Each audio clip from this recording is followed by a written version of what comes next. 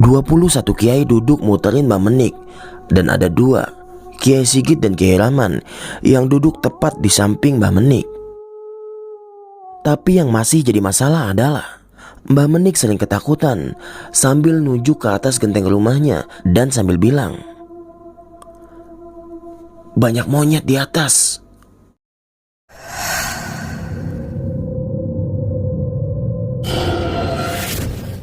Assalamualaikum warahmatullahi wabarakatuh. Apa kabar teman-teman? Semoga kalian semua dalam keadaan sehat walafiat, diluaskan rezekinya dan dilancarkan segala urusan-urusannya. Amin ya rabbal alamin. Kembali lagi dengan gue Rizky dalam Menembus Hijab. Pada malam hari ini nih, gue bakal ngebawain kisah yang ditulis oleh akun Twitter yang bernama @wahyuaryan dengan kisah yang berjudul Teror Santet. Jadi pada kisah kali ini nih, ada dua orang saudara yang waktu itu dia mulain bisnis tengkulak sayur di kampungnya. Dan mereka nggak tahu, karena usaha inilah yang ngebuat keluarga mereka sampai kehilangan nyawanya. Sebelum lanjut ke ceritanya, mari dukung channel ini dengan cara like, komen, dan subscribe agar kami lebih semangat membawakan cerita-cerita misteri berikutnya. Dan jangan lupa nyalakan tombol lonceng notifikasinya agar kalian tidak ketinggalan cerita-cerita misteri dari kami. Untuk teman-teman yang ingin membaca ceritanya secara langsung, silakan kunjungi akun Twitter penulis yang linknya saya cantumkan di kolom deskripsi. Dan inilah ceritanya.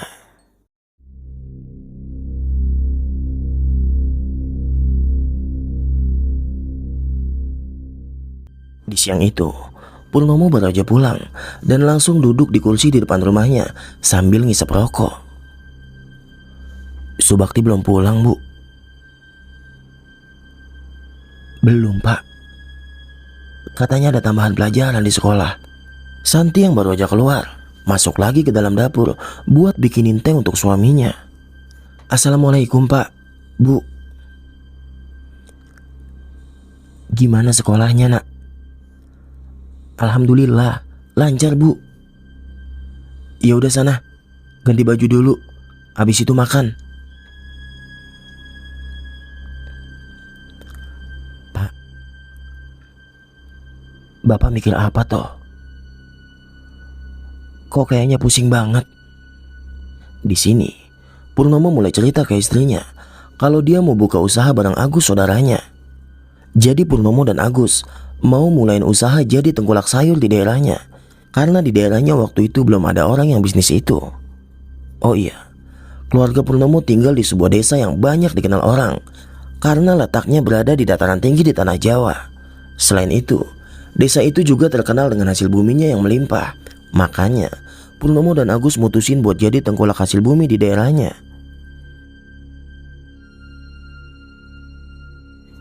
"Insya Allah, Pak, Ibu dukung. Disiapkan saja semuanya." Nggak kerasa waktu udah asar nih. Seperti biasa, Purnomo ngajak anak dan istrinya buat sholat jamaah di rumahnya.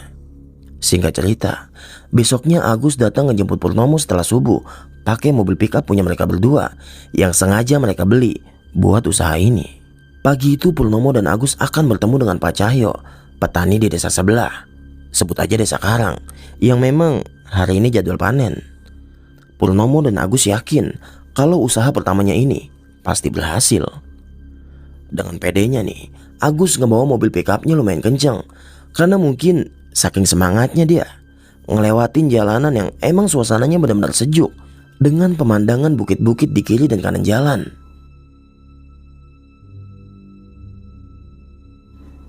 Di desa mereka udah jadi hal yang biasa buat mulain kegiatan mereka ba'da subuh. Apalagi mereka rata-rata adalah seorang petani. "Kira-kira langkah pertama kita nanti bagaimana ya, Gus?" "Tenang aja, Mas. Bismillah, lancar. Apalagi kita niatnya kan buat usaha yang halal." Setelah Agus dan Purnomo sampai di pinggir di salah satu ladang di Desa Karang, di situ ada Pak Cahyo yang lagi panen sayuran miliknya dibantu beberapa warga di sana. Singkat cerita, setelah negosiasi, usaha pertama Purnomo dan Agus lancar di awal penjualannya. Baru awal-awal aja nih, mereka udah untung berkali-kali lipat. Dan gak pakai lama, karena kurang dari 6 bulanan lah, usaha Purnomo dan Agus berkembang pesat.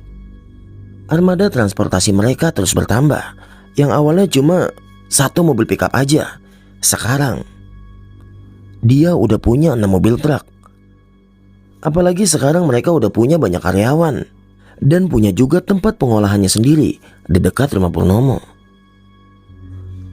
Berkat usahanya yang sukses nih, ekonomi keluarga Purnomo dan Agus naik drastis. Mereka juga masing-masing udah punya mobil pribadi dari hasil usahanya. Tapi walaupun mereka berdua udah jaya, mereka berdua nggak lupa buat berbagi ke anak yatim dan janda-janda tua di daerahnya. Nah, karena kesuksesan Purnomo dan Agus yang bisa dibilang singkat, banyak orang-orang yang mulai ngomongin Purnomo dan Agus yang enggak. Apalagi tetangga Purnomo. Ada yang berpikiran kalau Purnomo ngelakuin pesugihan. Karena bagi sebagian orang, kesuksesan Purnomo ini nggak wajar. Cuma dalam beberapa bulan aja, Purnomo dan Agus udah kaya raya. Dan sampai pada suatu hari nih, waktu itu Purnomo kembali sedekah lagi ke anak yatim dan janda di sekitarnya. Waktu itu dia dibantu istri, anak dan karyawannya. Mereka keliling desa ngebawa amplop dan sembako buat para anak yatim dan janda tua. Nah tapi ini nih yang jadi masalah. Beberapa hari kemudian Purnomo dapat kabar yang gak enak di kupingnya. Karena ada desas-desus kalau uang dan sembako yang Purnomo bagiin itu sebagai media perantara pesugihan.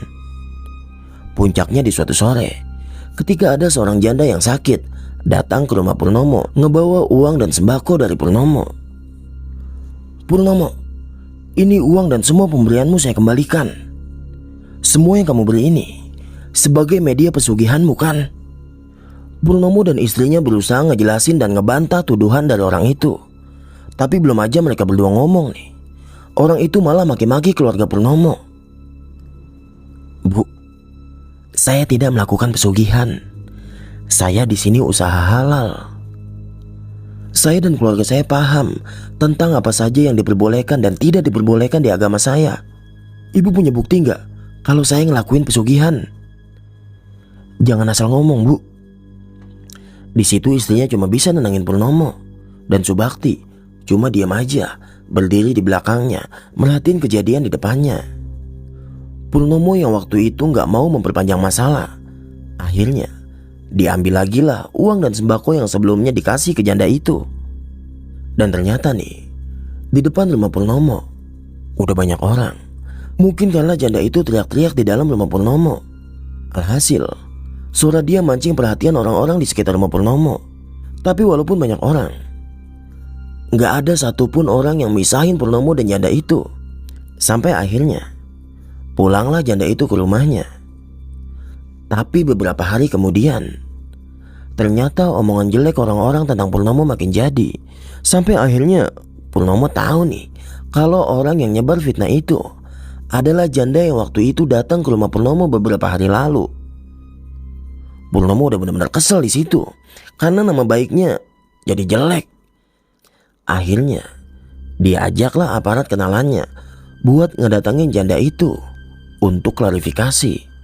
Tapi di situ janda itu nggak bisa ngejelasin secara jelas dari mana alasan nganggap Purnomo ngelakuin pesugihan untuk usahanya. Sampai akhirnya nih, janda itu minta maaf ke Purnomo dan janji nggak akan ngulangin lagi perbuatannya. Tapi semua ini belum selesai karena dampak-dampak sosial masih terus dirasain Purnomo dan keluarganya. Sampai-sampai anaknya Purnomo dijauhin teman-temannya karena mereka takut dijadiin tumbal pesugihan oleh Purnomo kalau anaknya main sama anaknya Purnomo.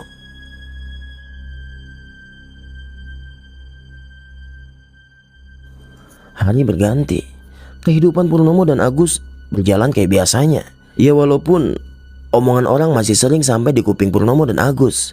Sampai akhirnya 1 bulan kemudian, ada satu orang dari desa lain yang tahu kalau keuntungan jadi tengkulak hasil bumi di daerah sini lumayan besar. Akhirnya dia bukalah usaha yang sama kayak Purnomo dan Agus. Walaupun orang itu bisa dibilang pendatang baru di bisnis ini, tapi dia cukup siap dengan armada dan pasukan yang lebih banyak dari Agus dan Purnomo. Biarpun begitu, rata-rata petani di sana masih percayain hasil buminya kepada Agus dan Purnomo.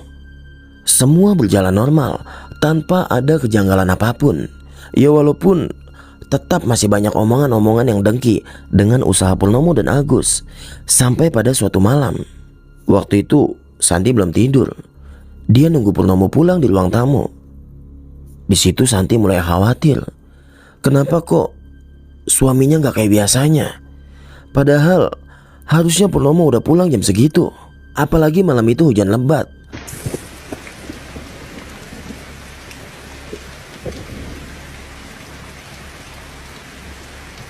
Assalamualaikum.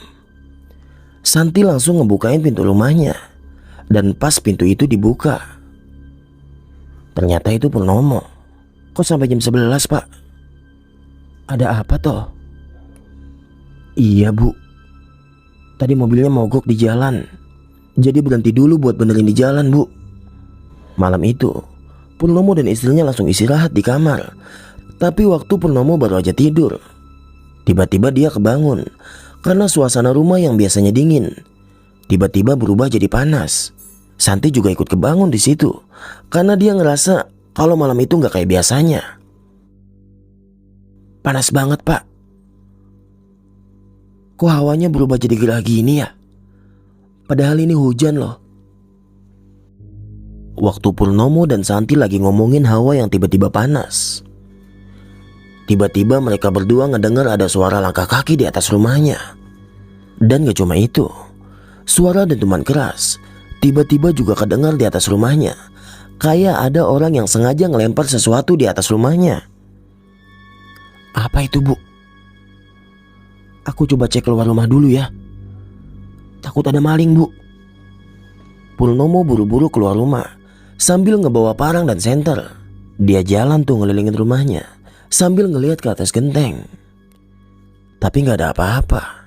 Dan waktu baru aja Purnomo mau masuk ke dalam rumahnya, tiba-tiba ada kilatan cahaya yang lewat tepat di atas rumahnya. Nggak pakai lama, Purnomo langsung lari ke dalam rumah. Di situ Purnomo nggak nyeritain apa-apa ke istrinya, seolah nggak ada kejadian apa-apa. Dan akhirnya mereka berdua ngelanjutin tidur malam itu.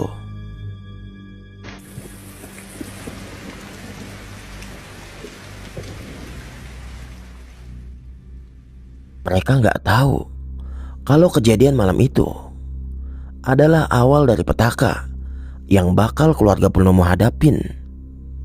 Apalagi malam itu bertepatan dengan malam yang disebut sebagai malam Anggorokasi. Malam Anggorokasi atau malam Selasa Kliwon dianggap keramat dan dapat dipercaya menghadirkan para lelembut dengan cepat. Selain itu, malam Anggorokasi dipercaya akan membuat urusan guna-guna menjadi lebih ampuh lagi.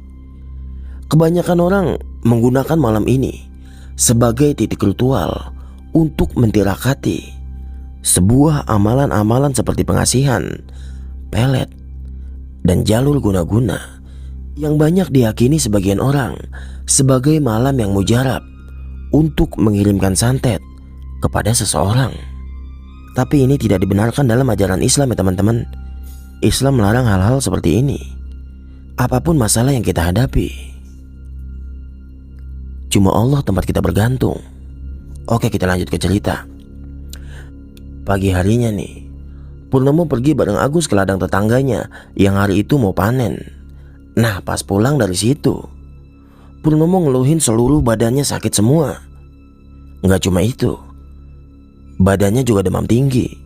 Akhirnya Purnomo dirawat Santi di rumah, dan semua kerjaan dihandle Agus dan karyawannya yang lain. Sekitar 3 harian Purnomo istirahat di rumah. Kondisinya bukan membaik, justru malah makin parah. Di hari ketiga, Santi dibuat bingung dan gak percaya pas ngeliat benjolan keras di perut suaminya. Subakti, buruan minta tolong orang yang ada di depan buat nganter bapak berobat. Purnomo waktu itu masih sadar, tapi cuma diam aja, gak bisa ngapa-ngapain. Istri dan karyawannya ngangkat Purnomo masuk ke dalam mobil untuk dibawa berobat sore itu juga. Dan pas sampai klinik nih, Purnomo cuma dibilang sakit demam biasa. Santi yang denger itu cuma geleng-geleng kepala. Ya mungkin dia belum puas sama hasilnya. Akhirnya nih, sore itu Purnomo dibawa pulang lagi ke rumah. Santi juga udah niat kalau nggak ada perubahan dalam 2 hari, dia bakal ngebawa suaminya ke rumah sakit yang ada di kota. Dan benar, setelah 2 hari Purnomo belum juga membaik. Akhirnya Santi dan anaknya diantar Joko karyawannya ngantar Purnomo ke rumah sakit yang ada di kota. Jaraknya kurang lebih 1 jaman lah dari tempat mereka tinggal.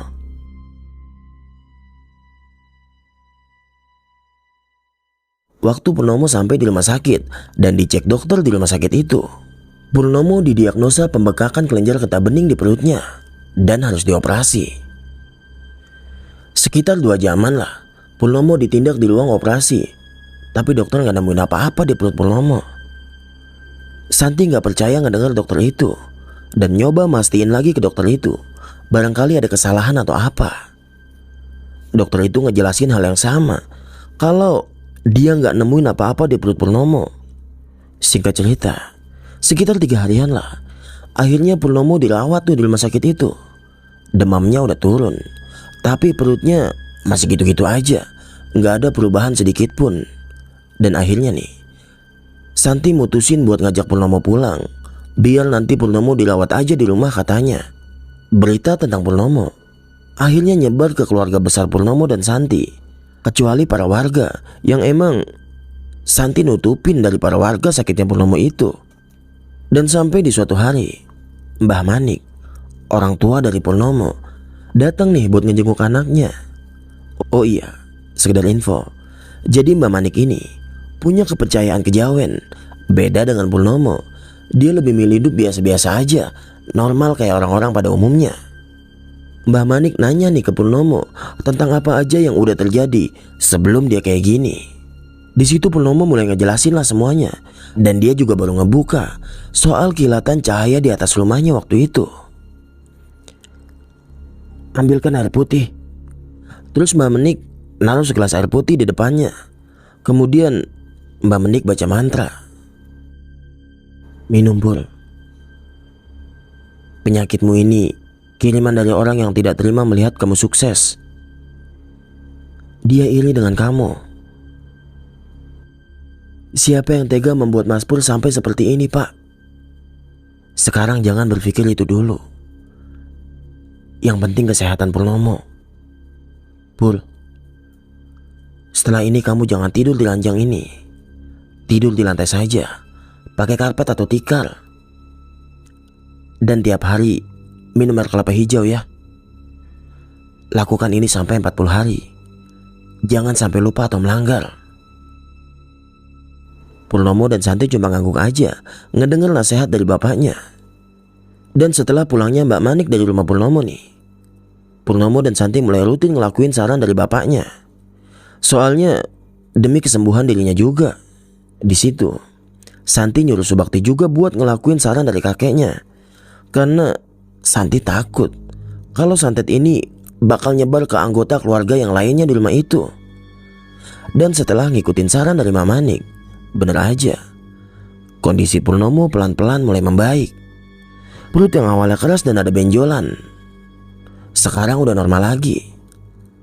Berhari-hari setelah Purnomo udah sehat, dia balik lagi ngejalanin usahanya. Dan di sini ada yang ngebuat Purnomo bingung, karena belakangan ini Agus jadi sering diam dan lebih sering pulang cepet. Pokoknya beda lah kayak biasanya. Sampai pada suatu malam nih, Purnomo lagi makan bareng keluarganya. Dia dapat kabar kalau Agus jatuh sakit. Dan menurut info yang diterima Purnomo, Agus ini sakitnya aneh dan tiba-tiba. Nah besoknya Purnomo ke rumah Agus lah buat ngejenguk dia.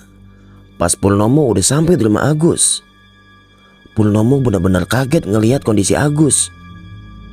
Mukanya yang pucat, perutnya yang keras dan membesar, bahkan lebih parah dari Purnomo kemarin. Di situ Purnomo mulai curiga kalau ini ada hubungannya dengan kiriman santet yang kemarin nyerang Purnomo juga. Purnomo akhirnya ngasih tahulah ke istrinya Agus tentang sakitnya Agus ini. Tapi Titin istri Agus sama sekali gak percaya sama apa yang dibilang Purnomo. Titin dan saudaranya akhirnya ngebawa Agus ke beberapa rumah sakit, tapi gak ada satupun dokter yang nemuin penyakit Agus. Sampai pada suatu hari nih, Titin inisiatif buat ngadain pengajian di rumahnya. Titin yakin suaminya bakal sembuh dengan diadain pengajian di rumahnya, sekaligus buat ngeruqyah rumahnya lah.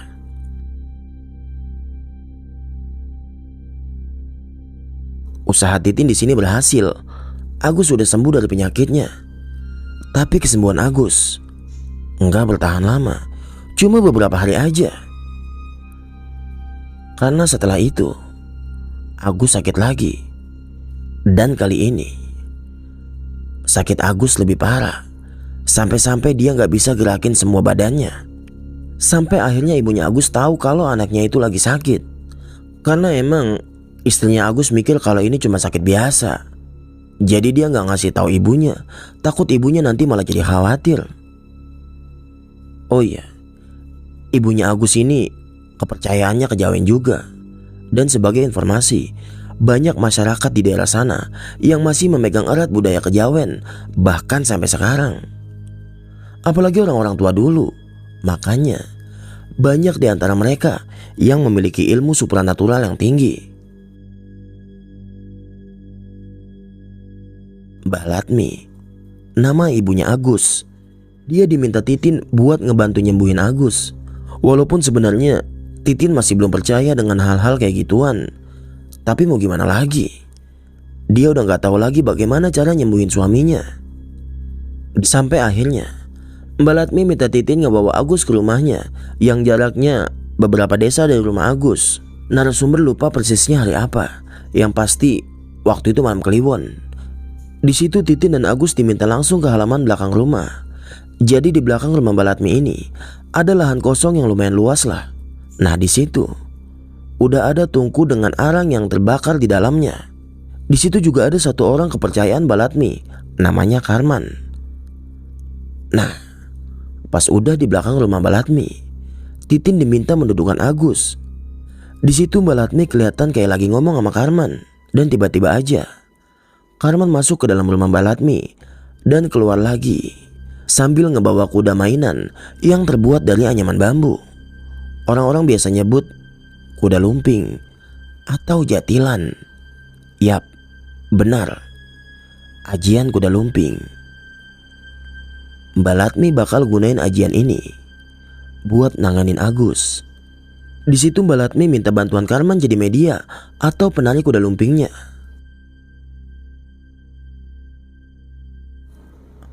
Apa saja yang terjadi nanti, kamu diam aja. Titin, kamu menjauh sedikit dari Agus. Gus, kamu duduk diam dulu. Jangan ada pergerakan sedikit pun. Titin dan Agus cuma ngangguk aja di situ dan ngelaksanain apa yang dibilang Mbah Latmi. Di antara gelapnya malam nih, Mbah Latmi mulain ritualnya. Mulutnya komat kamit baca mantra. Agus dan Titin mulai ketakutan ngeliat Mbah Latmi. Jadi biarpun Agus anaknya Mbah Latmi, tapi dia belum pernah ngeliat ibunya ritual.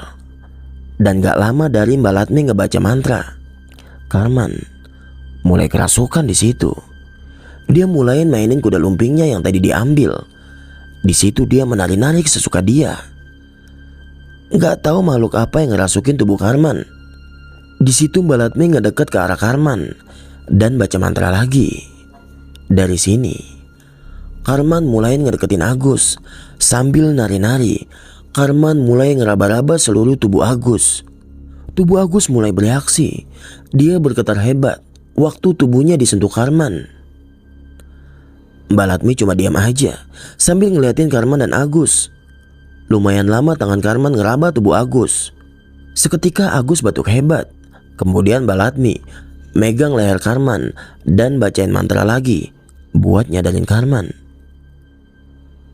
Dan pas Karman udah sadar nih, Mbah Latmi dan Titin ngedeket ke Agus.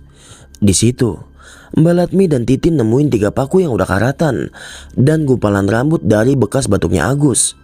Ditambah lagi Mbah Latmi nemuin 4 jarum dari badan si Karman. Ini yang membuat Agus seperti ini. Tapi ini belum selesai. Buhul-buhulnya belum ditemukan. Malam ini kalian tidur di sini. Besok malam kita cari buhul yang ada di rumahmu. Singkat cerita, Di paginya Mbak Latmi manggil Agus dan Titin. Di situ Mbak Latmi ngejelasin kalau santet ini sengaja dikirim orang. Dan dia juga udah tahu siapa pelakunya. Yang pasti orangnya sama dengan orang yang ngirim santet ke Purnomo. Tapi Mbak Latmi gak mau ngasih tahu Agus dan Titin. Karena kata Mbak Latmi, ilmu dari orang yang ngirim santet ini lebih tinggi dari ilmu Mbak Latmi. Jadi Mbak Latmi cuma fokus nyari di mana letak buhul itu ditanam aja.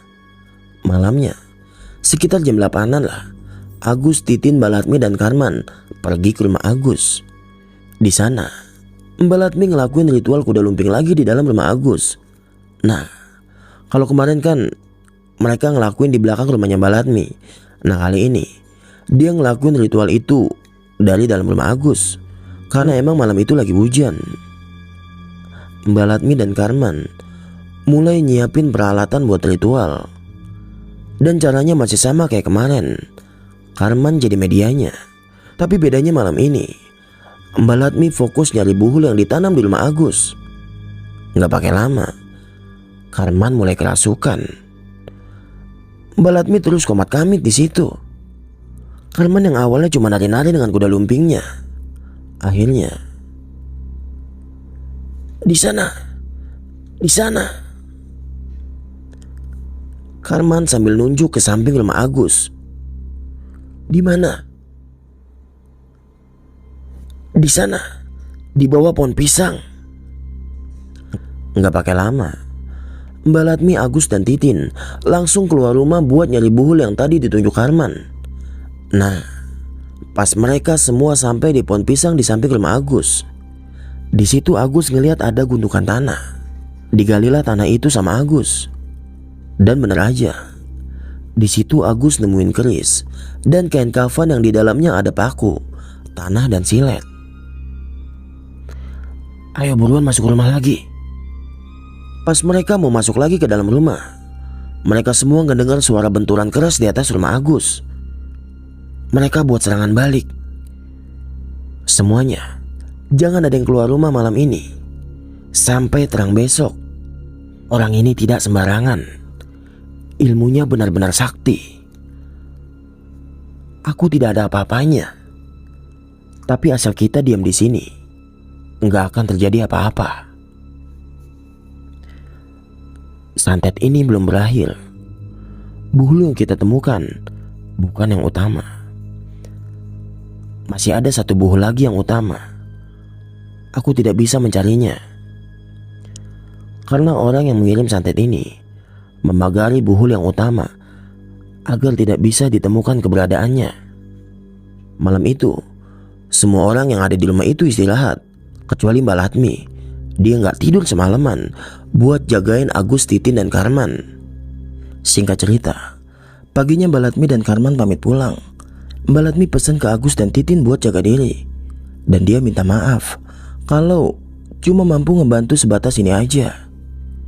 Sejak buhul itu diambil, kondisi Agus mulai membaik. Walaupun Agus masih harus istirahat di rumah karena belum sembuh total. Dan sekitar beberapa minggu lah, akhirnya Agus sudah benar-benar sehat. Semua kembali normal. Agus kembali ke aktivitasnya lagi bareng sama Purnomo. Bisnisnya terus berjalan di tengah persaingan yang semakin kesini semakin banyak. Sampai di suatu hari, waktu itu malam Jumat, Agus dan Titin lagi makan bareng nih. Tiba-tiba suara pintu diketok di depan rumah Agus. Siapa yang bertamu hujan-hujan begini ya? Agus di situ langsung berdiri dan jalan ke depan pintu. Dan baru aja Agus buka dikit itu pintu, tiba-tiba Agus kepental jauh ke belakang. Titin yang waktu itu masih makan kaget dan buru-buru ngedeket ke suaminya.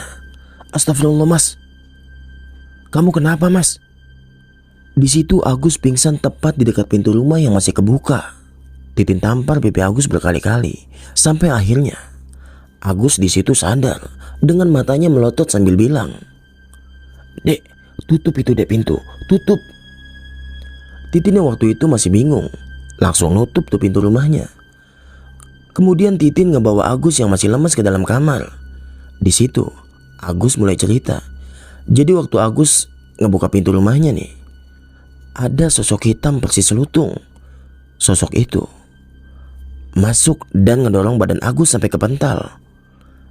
Nah, dari kejadian ini Agus sakit lagi. Badannya demam tinggi, kaku, susah buat digerakin. Perutnya benar-benar keras, seperti ada balok kayu di dalam perutnya. Akhirnya Titin balik lagi ke Mbak Latmi. Dia nyeritain semua kejadian malam itu.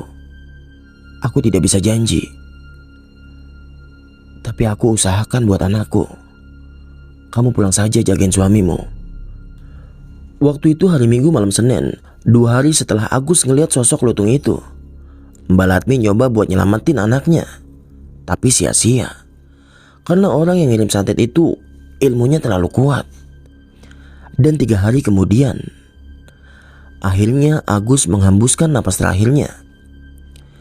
Dia meninggal di atas tempat tidurnya dengan matanya yang melotot, mulutnya menganga, dan perutnya masih mengeras. Titin histeris ngelihat kondisi suaminya yang meninggal dengan kondisi kayak gitu. Satu desa heboh dengan kabar kematian Agus, yang orang-orang tahu kalau itu karena serangan santet. Purnomo yang mendengar kabar kematian Agus langsung pergi ke rumahnya. Tapi pas Purnomo baru aja sampai di rumah Agus, "Mau apa kamu kesini? Kamu yang membuat suamiku mati. Pergi kamu." Suasana berubah jadi tegang karena datangnya Purnomo. Nah, akibat ucapan Titin nih, akhirnya orang-orang di sana punya pemikiran kalau kematian Agus ada hubungannya dengan tempat usaha yang sekaligus adalah saudaranya. Siapa lagi? Ya Purnomo. Semenjak kejadian itu, ada jarak antara keluarga Agus dan Purnomo. Titin milih ngejauh sejauh-jauhnya dari keluarga Purnomo karena dia takut jadi korban selanjutnya. Sejak wafatnya Agus nih, hidup Purnomo jadi banyak cobaan. Ditambah lagi, dia dituduh kalau dialah yang nyantet Agus. Sampai-sampai banyak orang dan rekan bisnisnya yang ngejauh dari dia. Dan semenjak banyak berita-berita miring tentang Purnomo, pelan-pelan bisnis dia mulai turun. Banyak para petani yang lebih milih ngejual hasil buminya ke tengkulak yang lain. Bisnis turun, fitnah pesugihan, fitnah kalau dia yang nyantet Agus. Ditambah lagi, ternyata musuh sebenarnya masih ngincar Purnomo dan keluarganya. Karena emang masih ada buhul yang utama yang gak tahu di mana ditanamnya.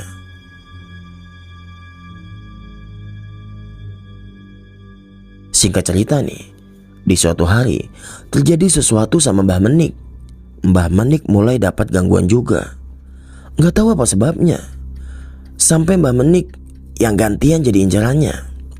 Jadi Mbah Menik ini tinggal dengan istrinya, Mbak Marsi, dan juga kedua anaknya, Amin dan Rohmat, adik dari Purnomo. Rumah mereka berbentuk rumah joglo dan pernak-pernik antiknya. Suatu hari nih, Mbak Marsi dan Mbak Menik lagi duduk santai di dalam rumahnya sambil nikmatin suasana sejuk dari dalam rumah. Waktu Mbak Marsi ngelihat ke arah Mbak Menik, di sampingnya ada sosok. Mbak Marsi yang ngelihat itu langsung ngejauh dan lari keluar rumah sambil teriak, "Pocong, pocong." Mbak Menik yang bingung ngikutin Mbak Marsi dari belakang. Di luar rumah Mbak Marsi nyeritain lah ke suaminya kalau dia tadi ngelihat pocong duduk di kursi panjang di sebelah Mbak Menik. Ngedenger cerita istrinya nih, Mbak Menik gak mau masuk ke rumah sama sekali sebelum anak-anaknya pulang. Jadi walaupun Mbak Menik memiliki kepercayaan kejawen, bukan berarti dia berani ngelihat yang begituan. "Loh, Pak, Bu, kok di luar?" "Gak apa-apa, Min. Pengen nyari angin aja di depan." Nah, pas anak-anaknya pulang, barulah Mbak Menik dan Mbak Marsi masuk ke dalam rumah. Dan dari situlah santet itu sekarang mengincar keluarga Mbak Menik. Sebenarnya Mbak Menik sempat punya firasat gak baik, tapi di sini Mbak Menik buang jauh-jauh pikiran itu. Menurut dia, gak mungkin santet itu sampai ke dia, karena dia ngerasa gak punya masalah sedikit pun sama orang-orang. Dan pas kejadian Mbak Marsi ngelihat pocong itu, Mbak Menik jadi susah makan. Bahkan nih, sampai berhari-hari yang masuk ke mulutnya cuma air putih aja. Mbak Marsi dan kedua anaknya yang ngelihat suatu hal yang gak biasa, ngerasa aneh. Keseharian Mbak Menik ya biasa aja, tapi pelan-pelan badannya jadi benar-benar kurus. Gimana gak kurus kan? Karena emang yang masuk ke mulutnya cuma air putih doang. Udah hampir 2 mingguan lah Mbak Menik kayak gitu. Dia pasti nolak kalau dikasih makan. Kalau dipaksa pasti dimuntahin. Mbak Menik akhirnya dibawa ke dokter terdekat di rumahnya. Sama kayak Purnomo, dokter nggak nemuin penyakit apa-apa. Di sini Mbak Menik baru sadar kalau sakitnya ini bukan penyakit biasa. Di titik ini Mbak Marsi dan anak-anaknya nggak putus asa. Mereka nyoba bawa Mbak Menik ke paranormal dan para kiai yang ada di kampungnya. Sampai akhirnya nih, Mbak Marsi ngadain pengajian di rumahnya dengan tujuan buat nyembuhin suaminya. Dan pas lagi pengajian itu berjalan, Siti, saudara dari Mbak Menik, tiba-tiba kerasukan dan berkata, "Ingat dan hati-hati di rumah ini." Keluarga yang udah paham nih, gak mikir lagi, langsung ngeluarin selendang hitam dan dikalungin di leher Siti. Karena emang Siti ini sering kerasukan dan cuma bisa sadar kalau ditaruh selendang hitam di pundaknya. Gak cuma itu, tiba-tiba Mbak Menik tingkahnya aneh dan berkata, "Tidak akan ada yang bisa menghalangi tujuanku, termasuk kalian semua.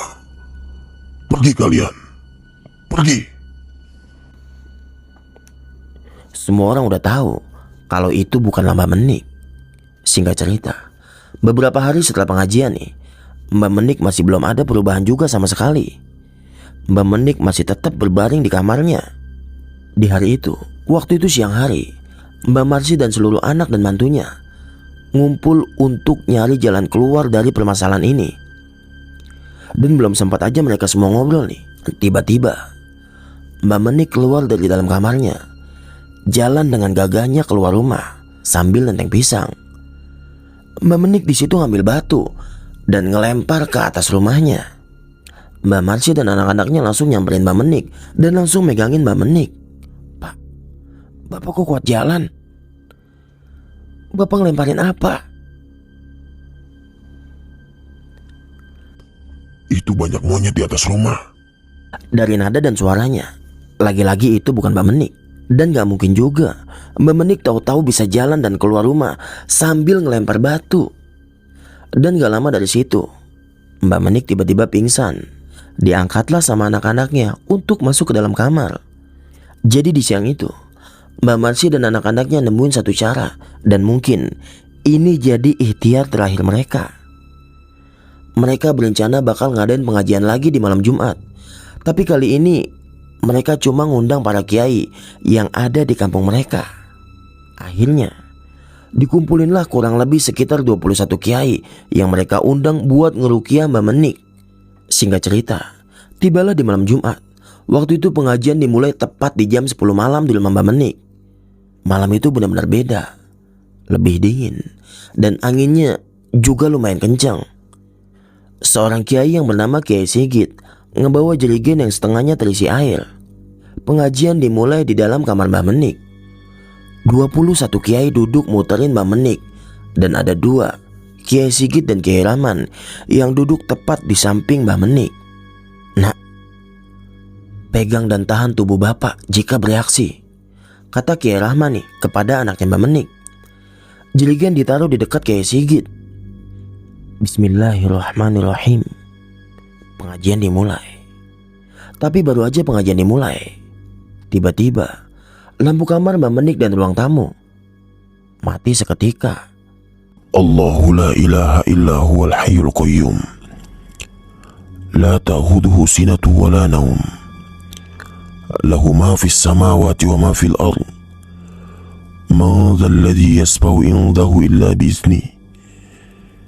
Ya'lamu ma baina aydihim وما خلفهم ولا يحيطون بشيء من علمه إلا بما شاء وسع كرسيه السماوات والأرض ولا يؤوده حفظهما وهو العلي العظيم." Semakin lama bacaan Al-Quran semakin keras. Kiai Sigit menyentuh seluruh sudut tubuh Mbah Menik sambil menariknya dan menaruhnya ke dalam jerigen yang berisi air. Kemudian jerigen itu ditutup lagi. Kiai Sigit di situ kayak ngambil sesuatu dari dalam tubuh Mbah Menik, tapi nggak tahu apa, karena emang nggak nampak sama sekali. Dan setiap Kiai Sigit nyentuh dan ngeluarin sesuatu dari tubuh Mbah Menik, keluar teriakan dari mulut Mbah Menik. Mbak Marsi yang duduk di dekat Mbah Menik cuma bisa nangis aja ngelihat suaminya yang kesakitan kayak gitu. Tutup pintu dan semua jendela yang ada di rumah ini. Amin buru-buru nutup semua pintu dan jendela rumahnya. Dan gak lama setelah itu Mbak Menik berontak hebat, tapi ditahan sama anak-anaknya. Bacaan Quran masih terus dibacain di kamar Mbak Menik yang gelap. Dan tiba-tiba dari luar rumah kedengar suara benturan yang keras, seperti ada sesuatu yang berusaha buat masuk ke dalam rumah Mbak Menik. Rumah kayu yang awalnya diam dan kokoh tiba-tiba bergetar akibat benturan-benturan dari luar. Malam itu benar-benar jadi malam pertempuran antara kiai dan orang yang mengirim santet ke keluarga Purnomo. Sampai akhirnya cukup lama para kiai bertahan di posisi itu. Dan ruqyah itu pun selesai. Suara benturan dan getaran di dalam rumah itu juga udah hilang. Mbak Menik juga terlihat tidur pulas di atas tempat tidurnya. Yang ada di dalam ini adalah makhluk yang membuat Mbak Menik seperti ini. Tolong jerigen ini dibuang di tempat air yang mengalir, dan jangan sekali-sekali dibuka. Jam udah nunjukin jam 1 malam. 3 orang anak Mbak Menik termasuk Purnomo ngebawa jerigen ke sungai yang lumayan jauh dari rumahnya buat ngebuang jerigen itu. Dan beberapa hari kemudian kondisi Mbak Menik udah mulai membaik, dan dia juga udah mau dikasih makan. Tapi yang masih jadi masalah adalah Mbak Menik sering ketakutan sambil nunjuk ke atas genteng rumahnya dan sambil bilang, "Banyak monyet di atas." Mbak Marsi dan anak-anaknya yang ngeliat itu langsung ngadain pengajian lagi buat ngusir makhluk yang masih ngeganggu Mbak Menik. Dan benar aja, semua gangguan itu udah benar-benar hilang. Tapi karena kondisi Mbak Menik yang udah benar-benar memprihatinkan, akhirnya Mbak Menik meninggal dunia. Apakah teror ini sudah selesai sampai sini? Belum. Karena waktu itu Santi pernah mimpi didatangin sosok berjubah hitam, dan sosok itu bilang ke Santi kalau mereka harus musnahin satu buah lagi, dan itu sumber masalahnya. Singkat cerita nih, suatu hari Purnomo mau buat garasi mobil di depan rumahnya. Akhirnya setelah Purnomo ngumpulin pekerja buat bikin garasi mobil, mulailah pekerjaan itu. Para tukang mulai ngegali tanah dan nebang pohon jeruk yang ada di depan rumah Purnomo. Tapi di sini Purnomo mulai heran ketika pekerja yang lagi ngegali tiba-tiba nemuin benda aneh. Diperiksalah benda itu oleh Purnomo. Di situ ada sebilah keris dan juga kain kafan yang di dalamnya ada paku karat, jarum, tanah merah, dan juga silet. Nah, di situ Purnomo baru sadar kalau itulah buhul yang dimaksud orang berjubah hitam dalam mimpi istrinya.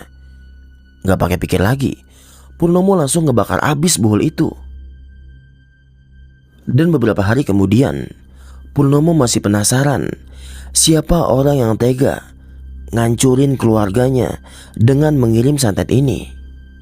Dan ternyata orang itu punya usaha yang sama kayak Purnomo. Ya, tengkulak sayur. Purnomo juga kenal dengan orang itu. Tapi Purnomo cuma bisa diem aja, nggak bisa berbuat apa-apa, karena emang hal kayak gitu nggak bisa dibuktikan secara langsung. Setelah semua kejadian ini, keluarga Purnomo kembali tenang dengan semua aktivitasnya. Tapi sampai saat ini, nggak tahu ini dampak dari santet ini atau bukan, keluarga Purnomo jadi lebih peka dan masih suka diganggu dengan hal-hal gaib di kehidupannya. Oke teman-teman, segitu aja cerita dari Purnomo dan keluarganya nih. Semoga banyak pelajaran yang dapat kita ambil. Akhirnya gue Rizky izin pamit. Selamat malam, selamat beristirahat. Wassalamualaikum warahmatullahi wabarakatuh.